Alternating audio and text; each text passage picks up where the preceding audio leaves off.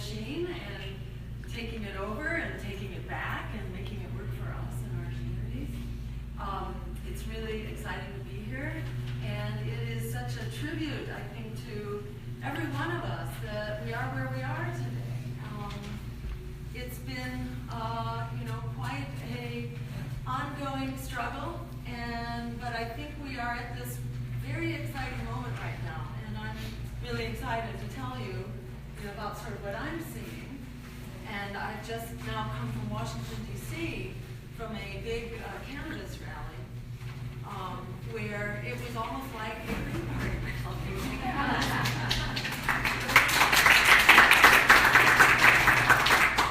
We were just getting tributes, one after the other from the stage. And this was not a political event.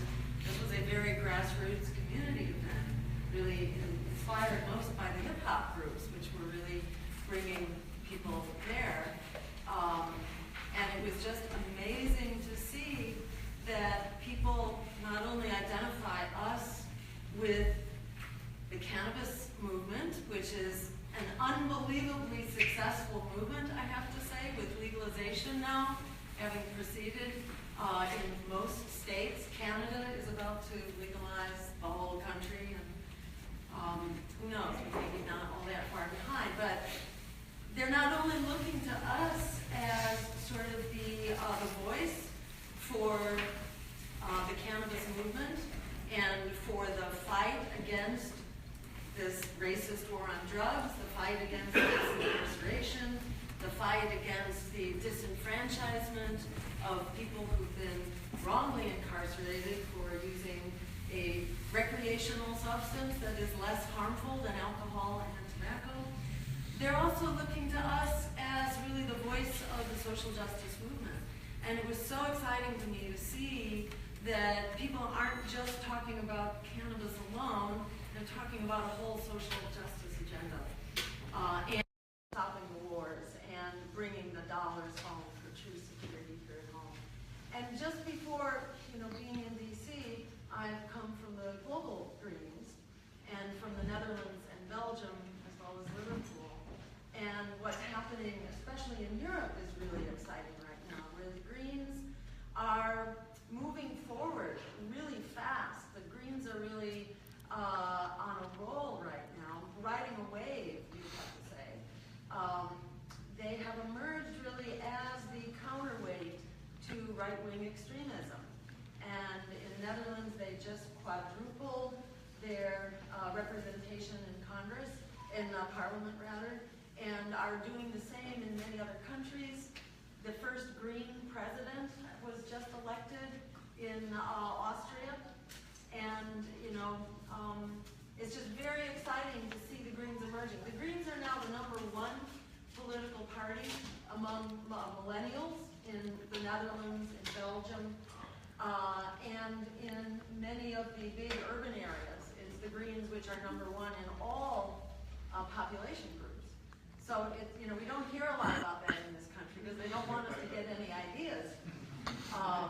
But in fact, the Greens have replaced the Socialists as the #1 left party right now in many of these countries.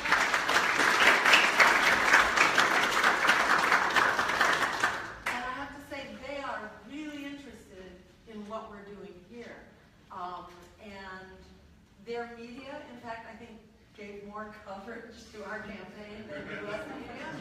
So people were really tuned in to what was going on, and the fact that we had a legitimate campaign. We were part of the Big Four, and people were really excited and really respect how our green agenda has really evolved in this country.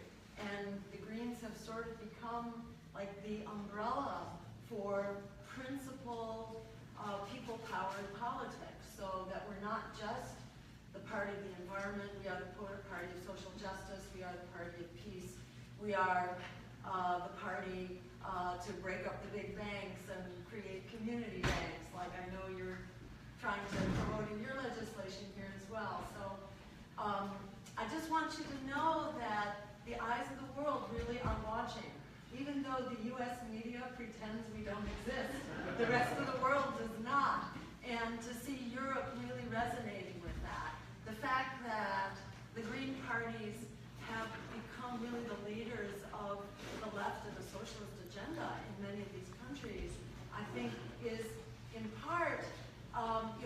tribute to that merger that's taking place here in this country too. So people are watching what we do, and so I just want to take a moment and give you all a big round of applause for this great work that we are doing.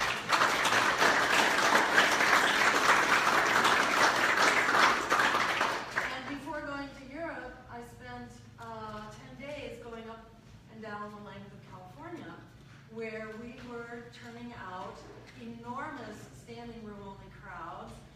We had to turn away about 500 people at Humboldt State University up in Northern California. We were getting huge turnouts from people who are saying, well, the Democrats are not the solution to right-wing extremism.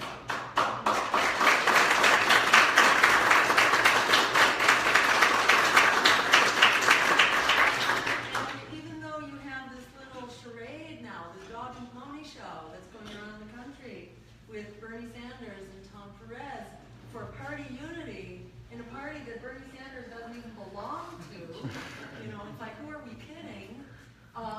Where Bernie Sanders is being cheered and Tom Perez is actually being booed. I don't know if people saw that. It was pretty incredible. But there's a lot of pretend going on right now. Pretend that there's party unity. Pretend that the Sanders revolt has a home in the Democratic Party. It did not back in 2016, and it does not in 2017 and going forward. If there was any doubt about that, you could just look at what happened at the DNC, the Democratic National Committee, when they had their convention, where all the reform proposals were rejected, including the ban on corporate money.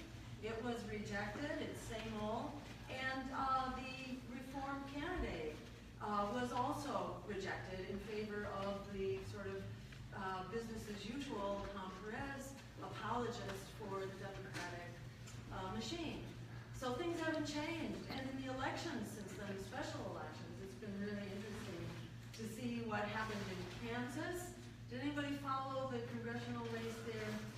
Yeah, so there was a very strong reform Democrat that the Democratic Party wouldn't touch with a 10-foot pole, and the National Party did not lift a finger for him.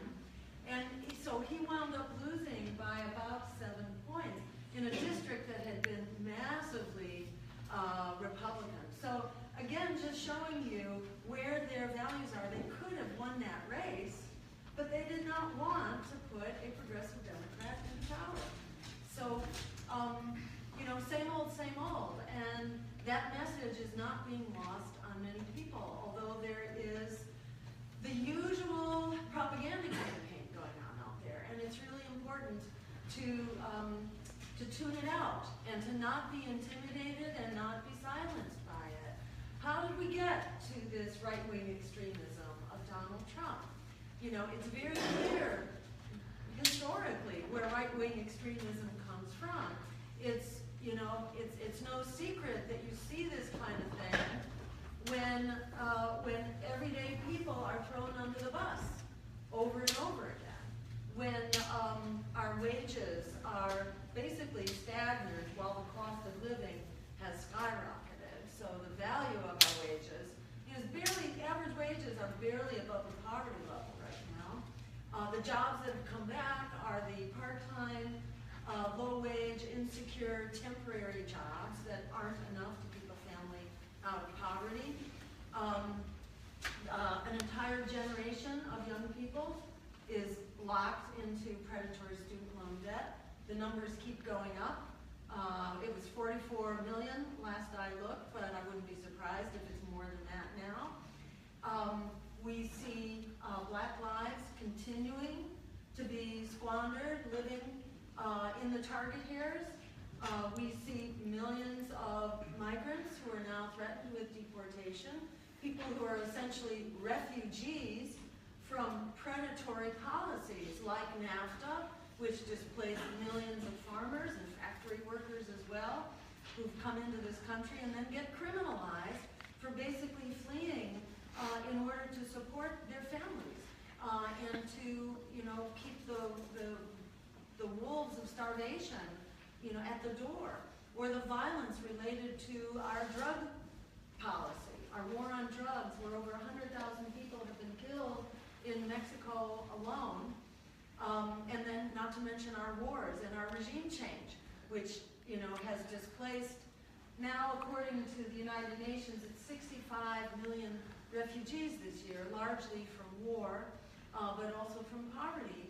And this is not unrelated to our very policies. People come here, they then get criminalized and sent back to the chaos and the violence that they're fleeing from in the first place. Which is why we say for people, who have a problem with the refugee crisis, the most important thing we can do is to stop causing it in the first place.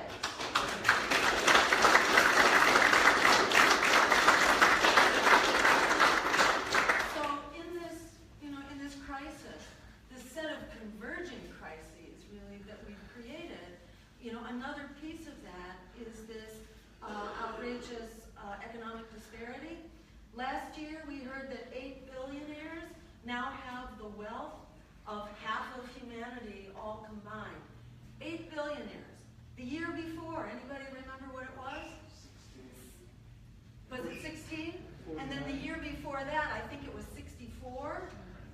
And then before that, I think it was 84. So you can see where things are going. Things are not moving in the right direction, they're moving in the wrong direction. And the same goes for climate. And I think, we don't need to be reminded about that, but I just want to underscore that we have a climate emergency. And we need to declare that emergency. Like when Pearl Harbor was bombed in the Second World War, we declared an emergency. And you know how long it took us to transform our economy? 6 months. It took 6 months to move from a 0% of GDP on a wartime footing to, it was 25%.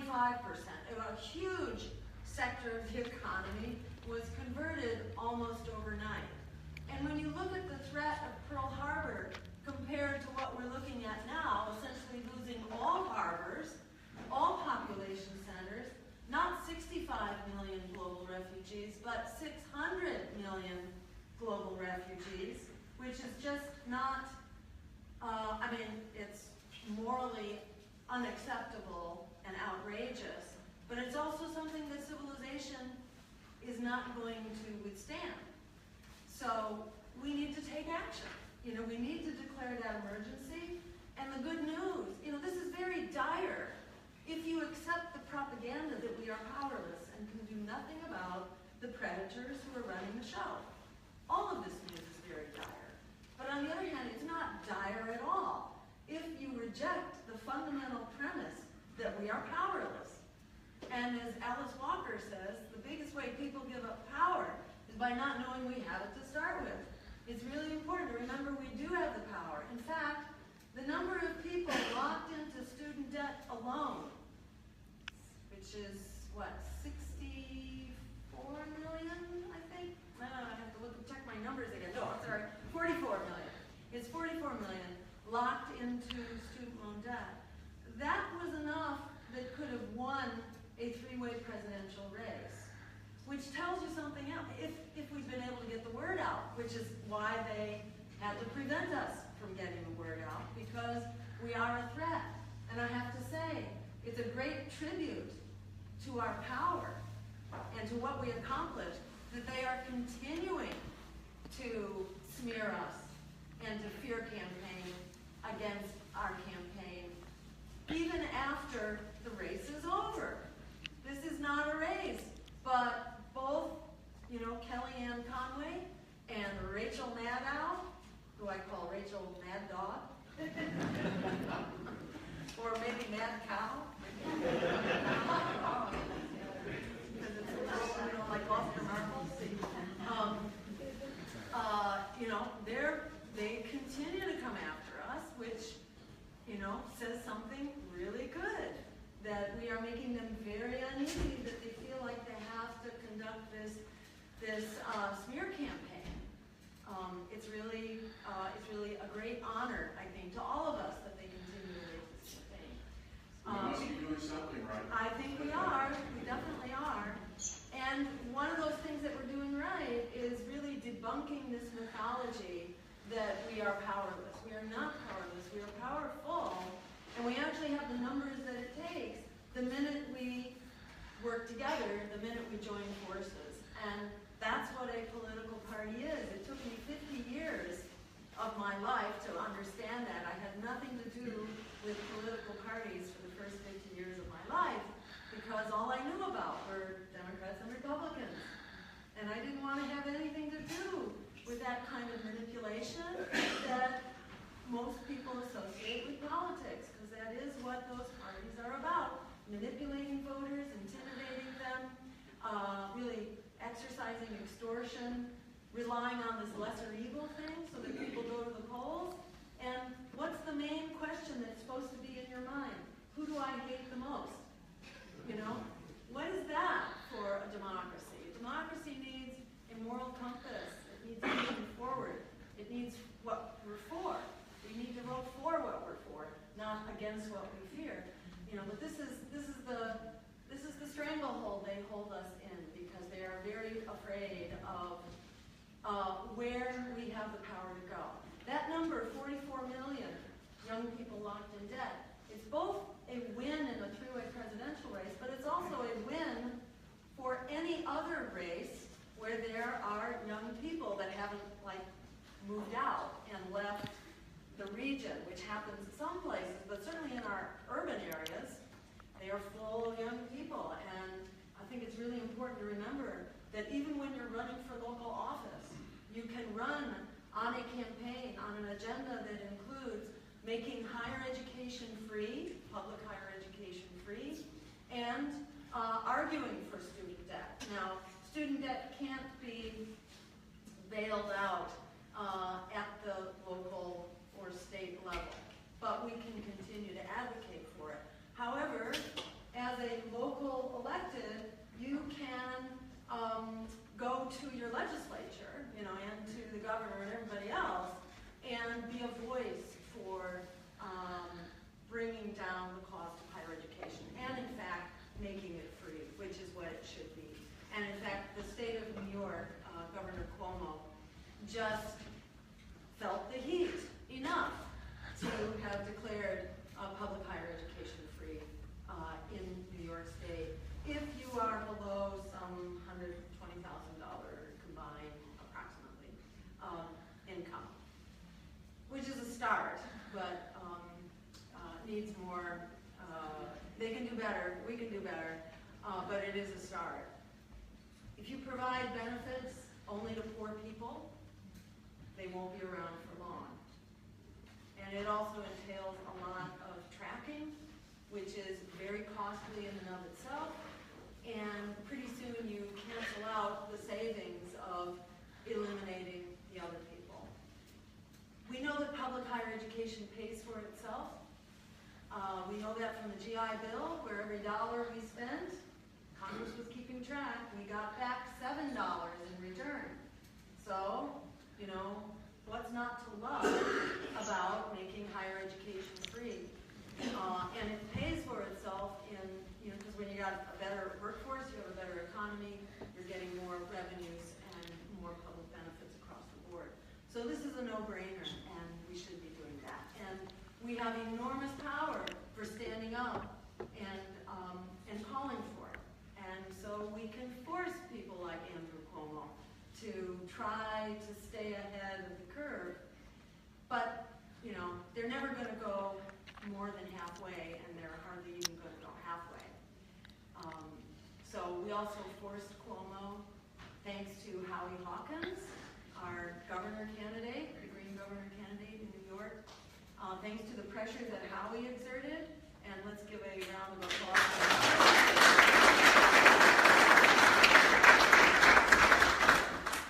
Howie applied the heat about fracking and forced Cuomo to actually take a stand and to ban fracking, which is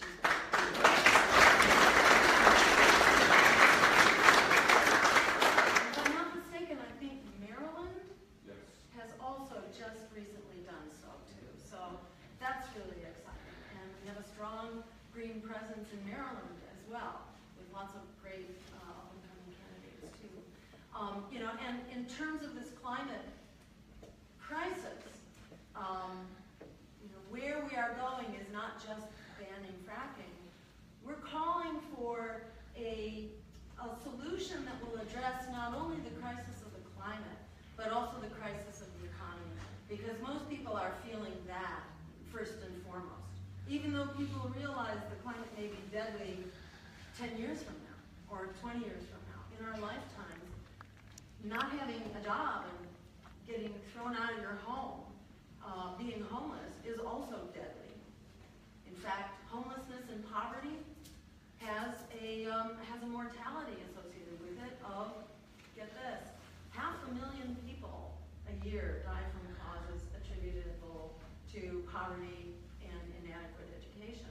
So, you know, this is not, this is not just a theoretical threat. People are really looking at that threat every day right now, with the cost of housing skyrocketing and jobs being as lousy and insecure as they are. So, you know, we're calling for a joint solution, a Green New Deal, like the New Deal that got us out of the Great Depression, but it's also a Green New Deal, so it will solve the climate problem at the same time. And in particular, we say we need all hands on deck. This is an emergency. We need 100% clean renewable energy by 2030, not by 2050.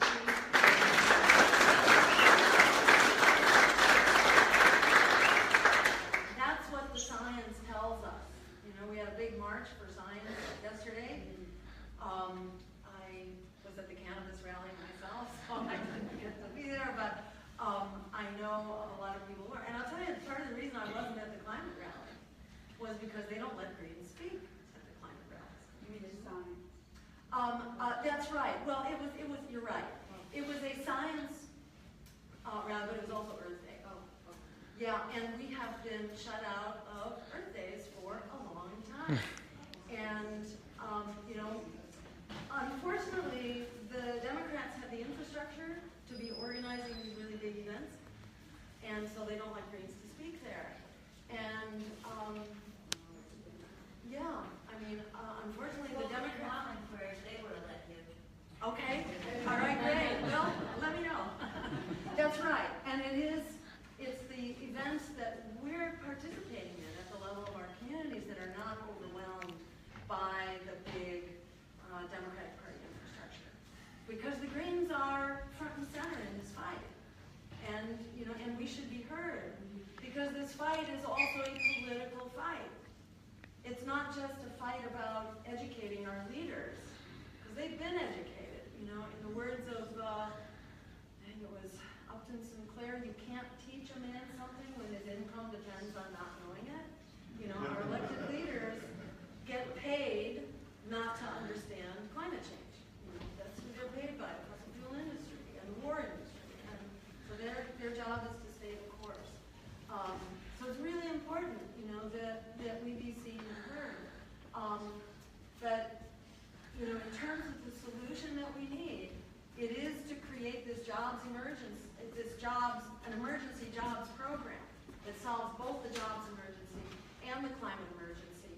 And at the same time, it makes the wars for oil obsolete, and, as if that wasn't good enough, it pays for itself just in the health benefits of eliminating fossil fuels.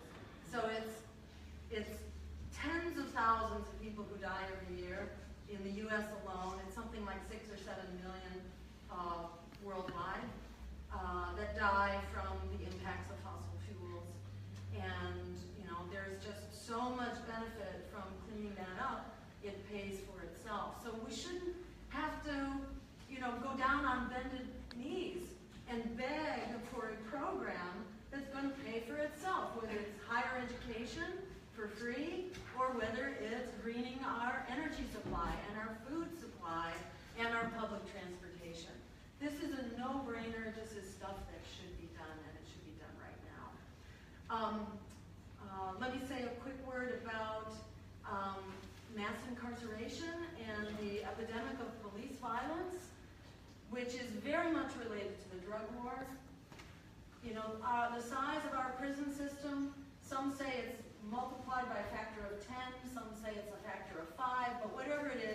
is huge how much our prison system has expanded in just the last couple of decades, and that's specifically because of the war on drugs, which is exercised largely against communities of color. And if you look at proportionally, there are far more people of color. It's at least twice the rate of people who are charged, convicted, and then subject to very harsh sentencing if you are a person of color, not so much if you are not. So it is a racist system. It is the new Jim Crow from the get-go. And not only does it criminalize people for using a substance, in the case of marijuana, which is safer than alcohol and tobacco, but once you've done your time, then you come out and you can't get loans, you can't get in-state school, housing, voting, business loans. I mean, you name it. You're really locked out, and you pay a life sentence even after you've done your duty for something that shouldn't have been criminalized in the first place. So, we are, as Greens, we've been ahead of the curve on this. This is not new to us. We're calling for national legalization of cannabis and for the treatment of substance use, altogether as a public health problem, not a criminal problem. That's how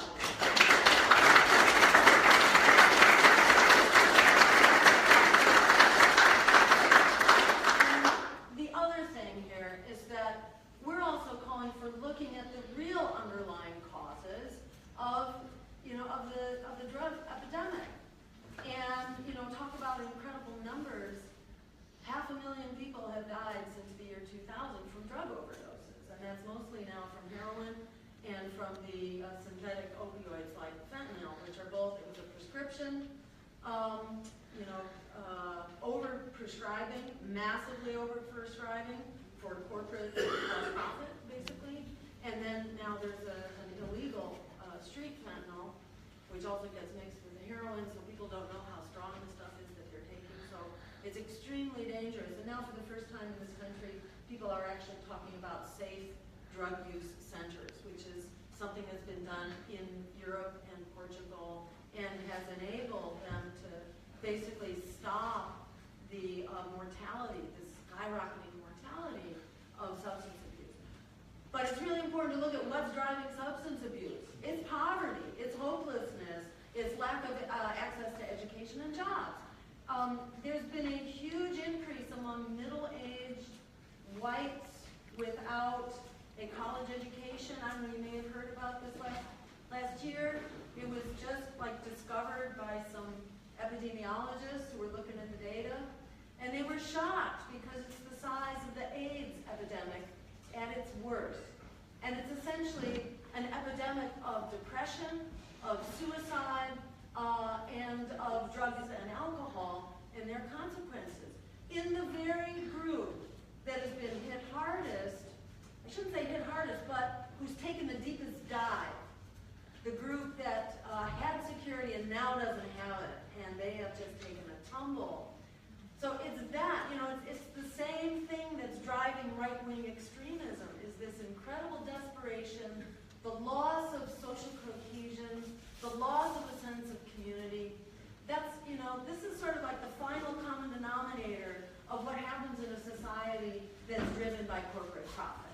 This is kind of crony, disaster capitalism where it takes us. And that's why we're standing up as Greens and why we've been leading the charge as Greens for a long time for a new system that puts people, planet, and peace over profit across the board. That's why.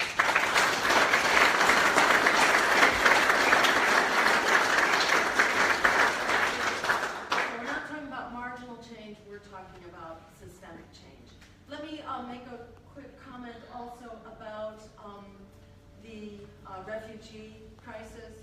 It's been one of the real successes of the resistance since Trump was elected. What was the first thing people mobilized around? Well, it was actually the Women's March.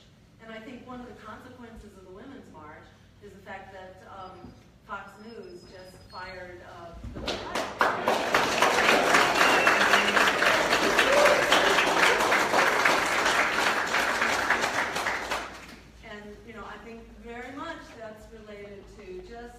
a new kind of, resistance among women and in the public to predators like Donald Trump and the folks at Fox News. So it's exciting. That's part of what we've done. But the very next thing to happen, was the resistance against Trump's Muslim ban. And it is an incredible tribute to the success of the movement that we stopped the first Muslim ban, and then we stopped the second Muslim ban in the courts. So that's another one for a round of applause.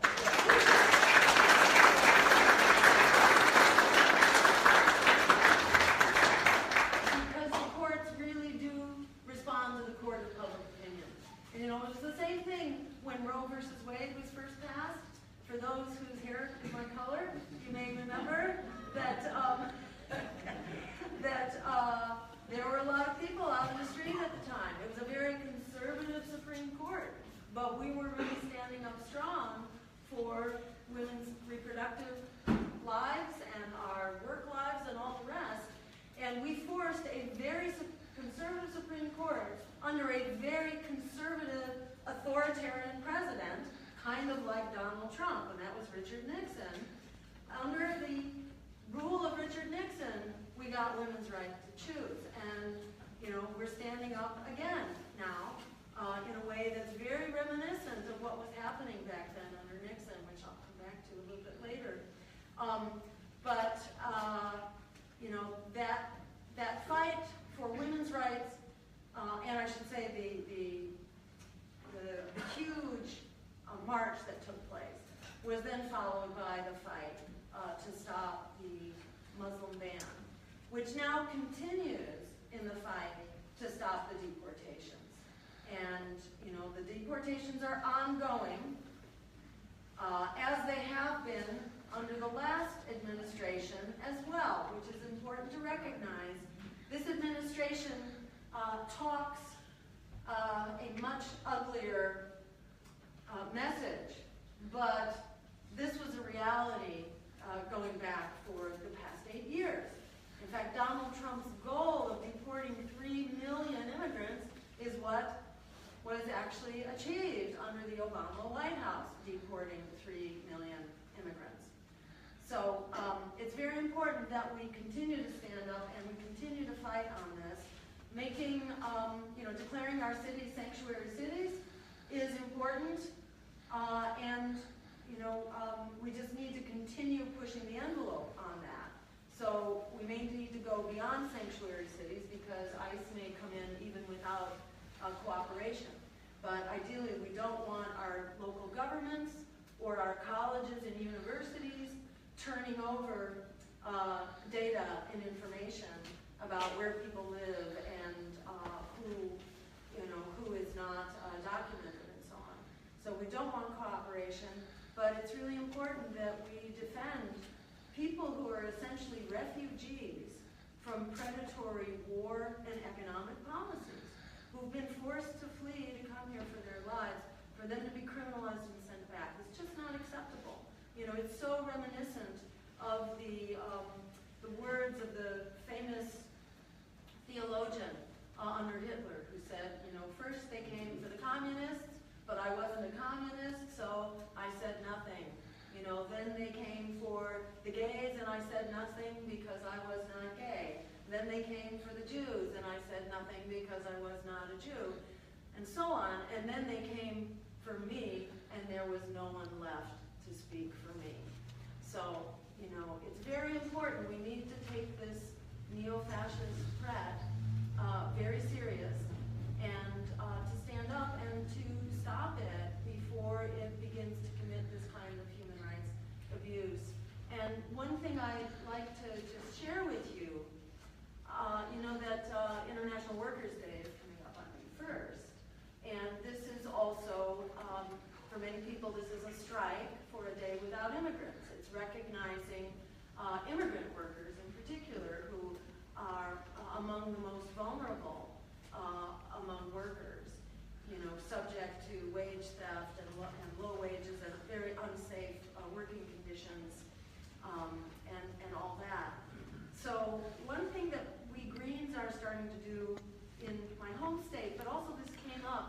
among the global Greens as we were sort of talking about how these crises are converging, not just in the U.S., but everywhere. You know, neo-fascism, climate, war, the predatory economy, austerity.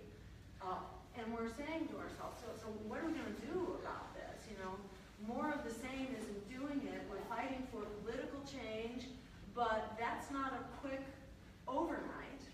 You know, under some conditions it may be, and you want to be ready for when there's a really transformative moment. You want to have political capacity, and it's very important that we keep the heat on. But what else can we do?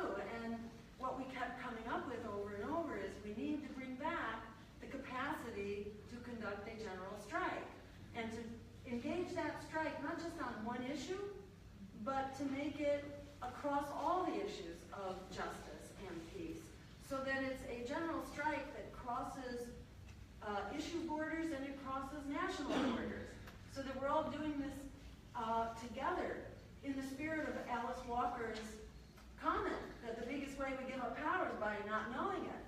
We have that power. We are the 99%. We do have solutions, and we've got an absolute imperative for action right now. And it's for big action. We need action that is commensurate with the severity of the crisis that we face. So wouldn't it be cool if we were doing mass actions together that were synchronized across... Tax revolt. Well, yes, that too. In the free world. I'm all for tax revolt, but it's really nice to do stuff where we get out and we sit down, or we sit in, or we lock down, or we boycott, and we basically conduct the general strike, which has been a very powerful tool throughout history.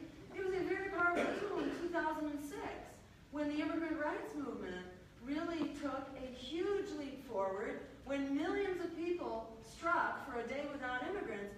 And what happened? Suddenly the Sensenbrenner bill was, you know, it was curtains. It did not get passed. It got stopped because suddenly the Latino voters, who were not the undocumented, but who are related to the undocumented, you know, suddenly they were flexing their muscle and they were visible. So I just want to throw out this idea. We're calling it a May Day meetup for movement unity. And we're encouraging the May Day groups to look deep at the causes of the refugee crisis, because the refugee crisis for, you know, our migrant workers, what's driving people into this state of crisis? It is displacement from jobs, it's economic predation, it's war, it's climate change, it's gender violence, violence against women. All of these things, these deeper issues connect us. So what we're saying is not, let's have the be-all, end-all general strike. That's just, we don't have capacity to do that. But how about we start building capacity?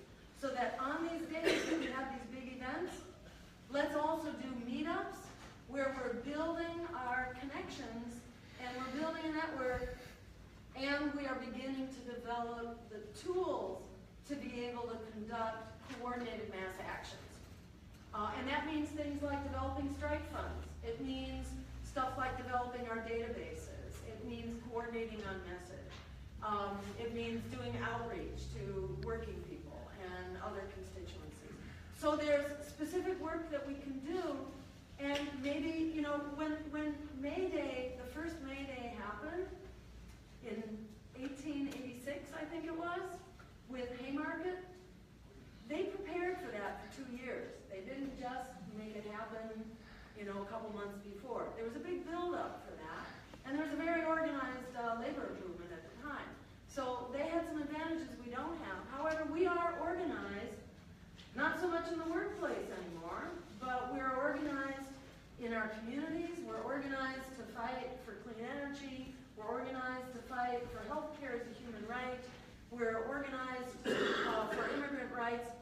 And as we begin to link our networks, that's when we really get to critical mass.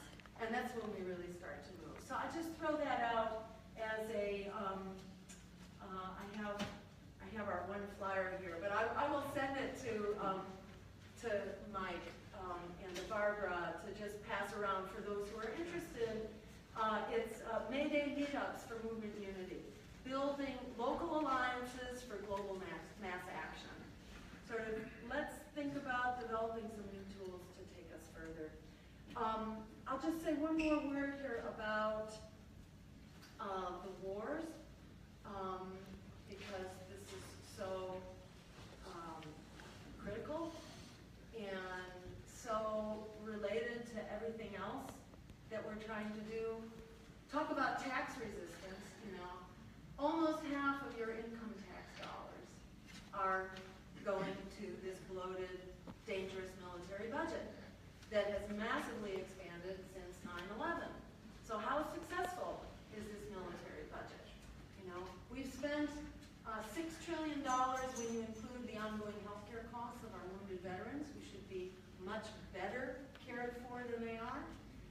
$6 trillion and tens of thousands of wounded soldiers and killed soldiers, and over 1 million people killed in Iraq alone, mostly civilians. And what do we have to show for it? You know, we've spared no expense. We've left no missile unfired. And what do we have to show? Failed states, mass refugee migrations, and worse terrorist threats. They get better for a little while you're throwing all your ammo at them, but as soon as you move to the next battlefront, they're right back. The Taliban has more territory than ever. Al-Qaeda is broader than ever, and you know, ISIS is going strong, shall we say? You know, and the last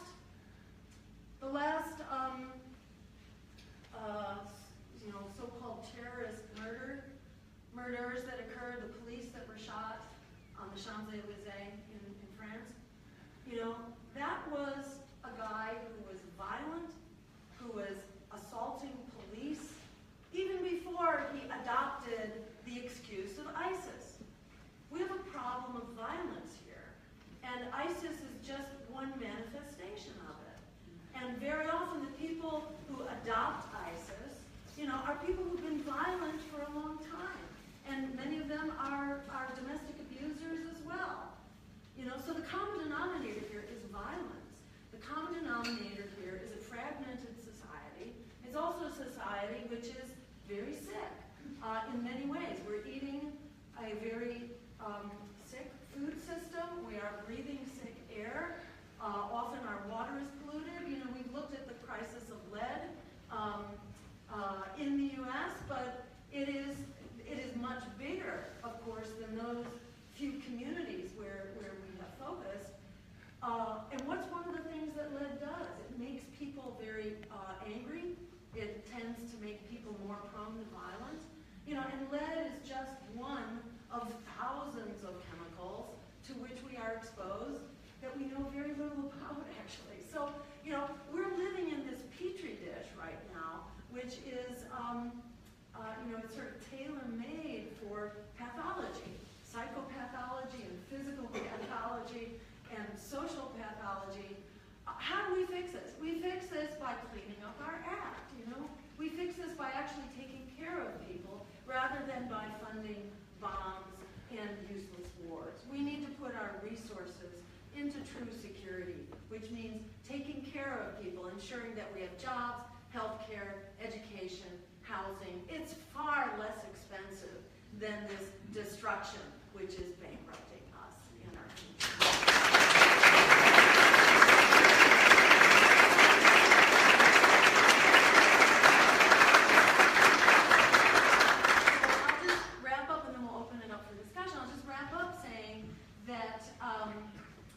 There is a solution to Syria and Middle East and Afghanistan and all the rest. You know, it's called a weapons boycott. Instead of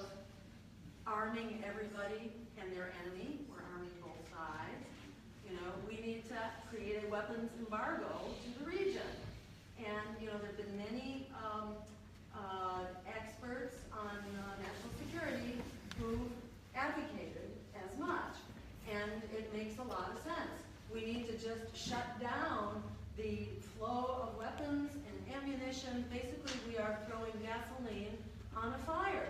And it's a fire which we've created, basically, through the fossil fuel economy, the fossil fuel exploitation, the fossil fuel imperialism, which has been very destructive and destabilizing the region and prevents the development of democracy and human rights and all that. So we're not talking about just throwing up our hands and walking away and continuing to funnel the weapons and the destruction for profit over to them.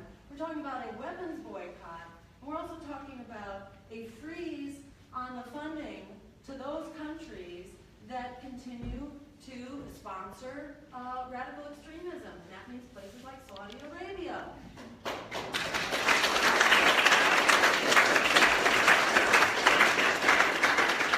It also means not funding Israel's army to the tune of $8 million a day in order to commit war crimes and violate human rights.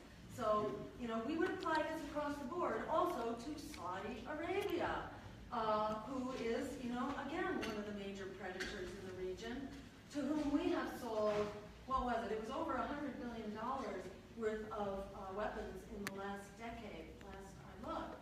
So we can shut this war machine down by standing up for, a peaceful, just, green future. And we can instead invest those dollars into greening our economy and encouraging China and Russia to do the same to green their economies, because guess what? When we move the dollars from the military into green energy, then we don't have a reason to be fighting in the first place. So we can make those wars obsolete by investing in the green economy and green energy and green food, which is going to save our skins anyhow, and which we must invest in order to survive, not just through the end of the century. It could be even the next couple decades at the rate that the climate crisis is accelerating. So it's pretty clear. Martin Luther King said it a couple decades ago. We have a choice between chaos or community. It's clear the chaos factor has been accelerating, but people are mobilized now like we've never been before, and people are not buying the propaganda of the Democratic Party that says, let's just go back to what created Donald Trump. People are in revolt, especially young people.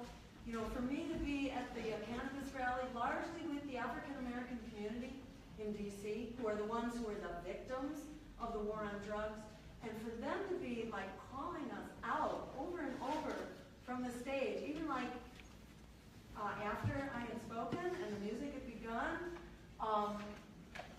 it's like people were saying, this is who we voted for, and this is why, we are voting green, and the Green Party is really where it's at. We're seeing it, not only in the hip-hop community, we're seeing it from many of from the refugee community and the immigrant rights community, who've really gotten the courage of their convictions now to say, enough. The Democrats have done this. They may talk nice, they talk the talk, but they don't walk the walk. Their walk has been the same.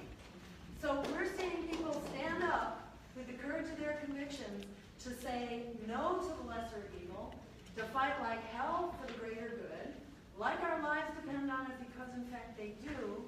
And I also have to give a shout out real quick, of course, for ranked choice voting, because it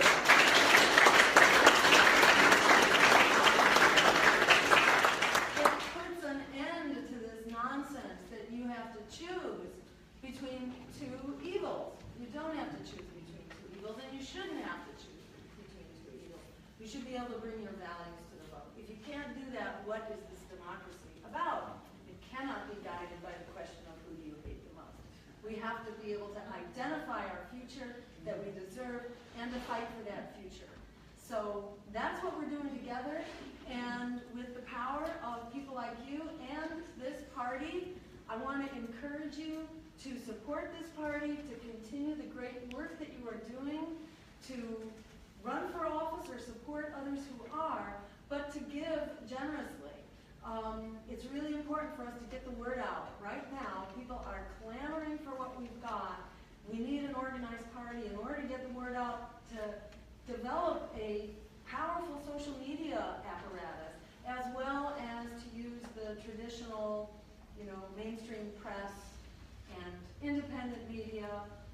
kudos to the independent media who are here today covering this event.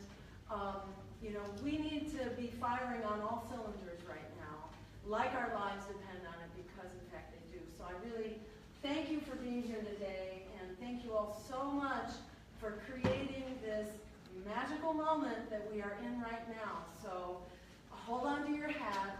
The fun has just begun, and we are going to have